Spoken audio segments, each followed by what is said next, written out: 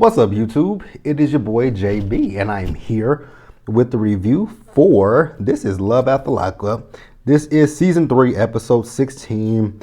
What was this episode titled? Highway to Hell. That's exactly what it was, a highway to hell. All right, you guys. Now, I do know that this video was late, but I didn't watch the episode last night, and then today I was out all day. I hung out with one of my friends, and we spent pretty much the whole day together.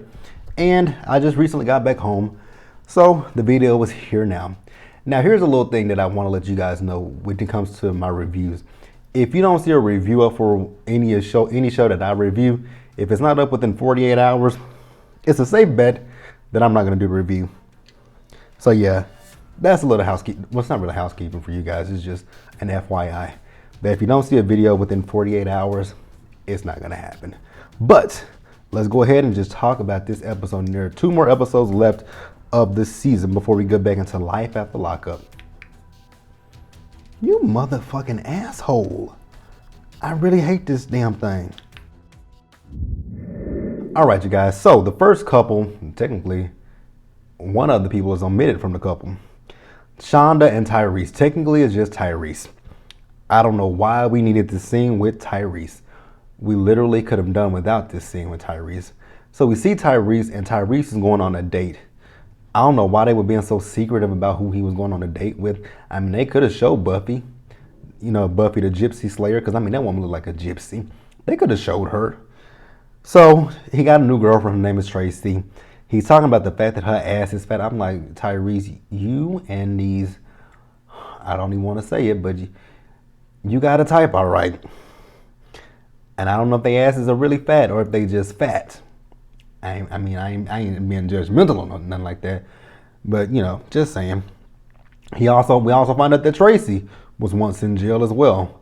She asked him, has he heard from Shonda? And I don't know when they filmed this, because he told her that he hadn't heard from her.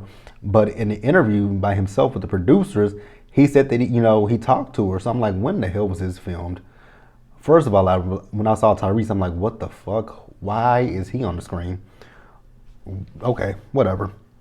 What else about the Shonda and Tyrese? Not Shonda, Tracy and Tyrese. Oh yeah, I could have done without the scene of him asking her. He was talking about he was tearing that chicken up. What else I'm gonna tear up? I'm like, I don't want to know what you're gonna tear up. I hope it's a bath. I hope it's a bath. But I mean, I knew what he was talking about. I'm like, no. But let's move on. All right, you guys, the next couple let's talk about is John and Christiana. So it wasn't really much with John and Christiana in this week's episode. You guys remember in last week's episode, Christiana called John and told him where she was, and he went and got her. And instead of him taking her to the police station or wherever, he took her back home where her mom and her sister are. Now, when they got there, Christiana wanted to go take a shower. So John was left in the living room, and he was talking to her mom and her sister. And, the sister did bring up a valid question that I was thinking. Excuse me, y'all. She did bring up a question that I was wondering as well. Like, is this not harboring a fugitive? Because, I get it. You love your sister. You love your, I can't even say common law wife. You love your Native American wife. I guess that's what you would say. Because, I don't think that they're legally married by the state of nothing. But yeah, I got where the sister was coming from.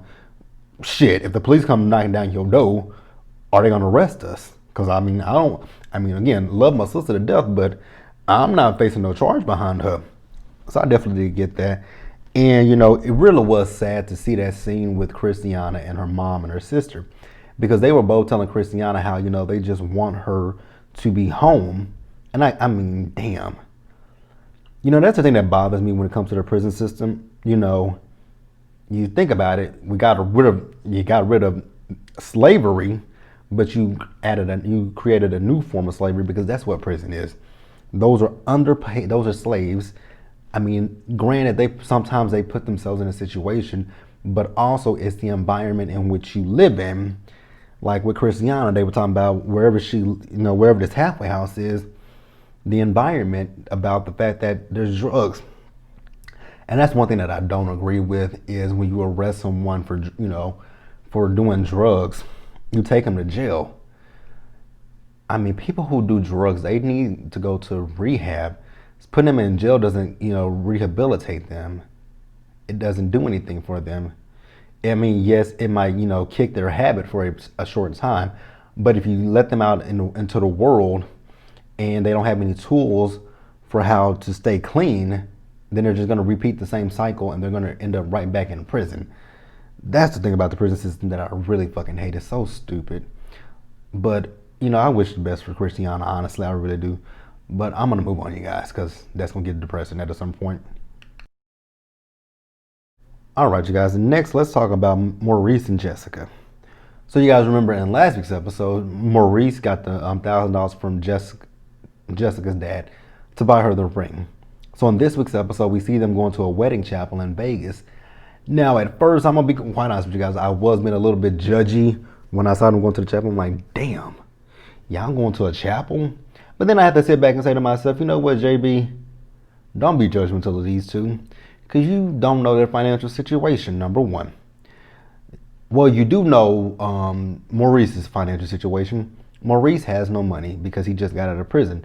And we don't know what Jessica's financial situation is. So I'm like, you know what? Maybe this chapel is the best that they can do. And if it works for them, then that's all that matters.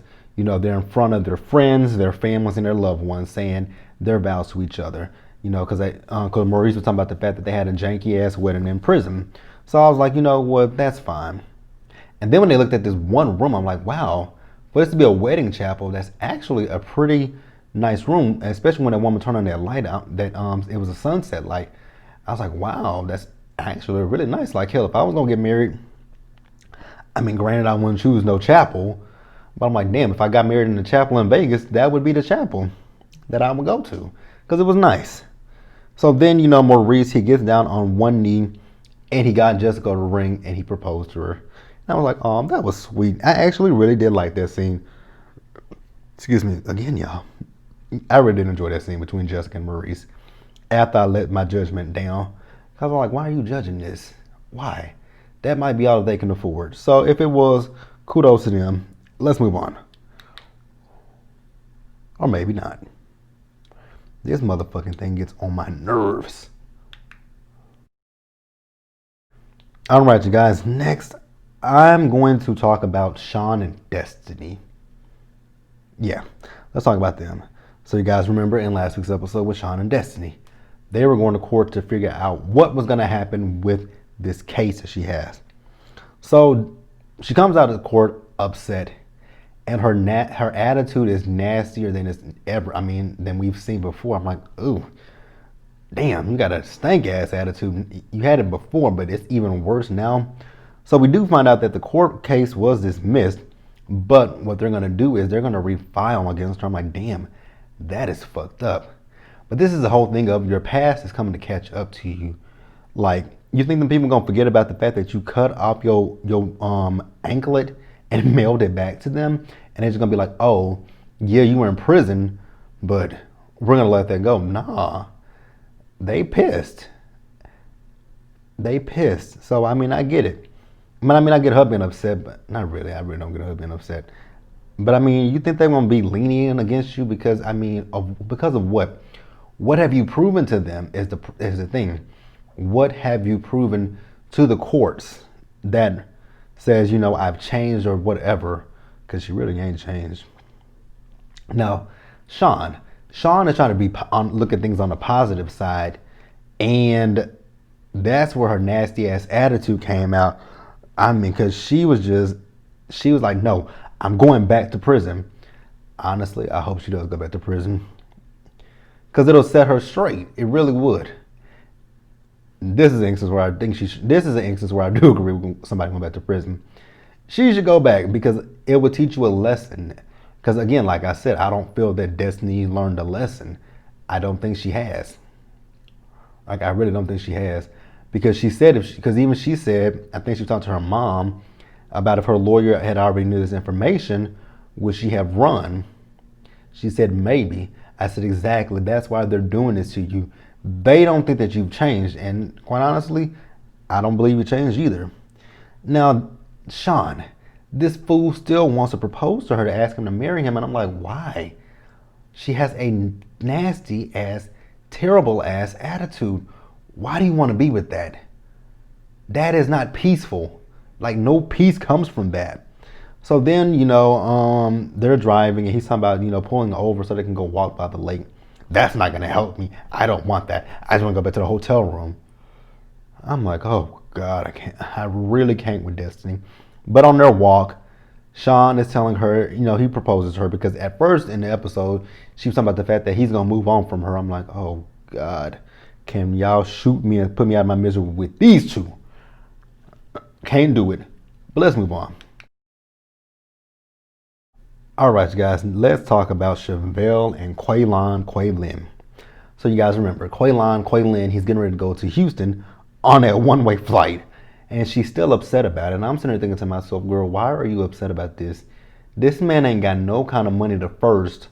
So I'm sure somebody bought that ticket for him. And I mean, you can't tell me, for some people, a one-way ticket might be cheaper than, a flight both way, going both the ways. So, she can't really get mad because, if he didn't buy the ticket, he obviously didn't buy the ticket. Someone else bought the ticket, so I don't get what she's upset about. And then she's talking about, he leaving her and, what's that look? Maila. And I'm just thinking to myself, like, Chevelle, you are the idiot that introduced him to your child. Like, you're the idiot. And you're the idiot that has your child calling him daddy. Excuse me, y'all. Like, that is all on you, Chevelle. Like, I don't feel sorry for you. I don't feel nothing for you. Like, you the one that looks stupid in this situation. Oh, shit. Excuse me, y'all. That ain't COVID, by the way. So then we see Quail. He's made it to Houston. He's talking about the weather in Houston is nice. I'm like, on what day? What time of year did you go to Houston? Shit, that's the hiccups. Excuse me, y'all. I'm like, what time of year did you go to Houston? Because there's only two weathers in Texas. Mainly hot and a sprinkle of cold. But mainly hot. Like, it's hot. It is literally fucking hot here. Today was a nice day here in Texas. It wasn't too hot and it wasn't cold at all either. It was just in the middle, so it was a nice day. Like, we don't even have seasons. I don't even know we don't have spring. We definitely have summer. We definitely have summer. I don't even remember the last time we had a winter. I can't even tell you the last time we actually really, really had a winter in Texas. Because that one isn't even, yes, it was.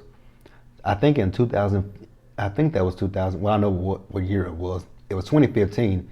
It was the year that I moved to Dallas. It snowed in Texas. And that snow was on the ground for a good few days. It was on the ground for a few days. So yeah, we don't have, it's always hot in Texas. Pretty much it's always hot in here.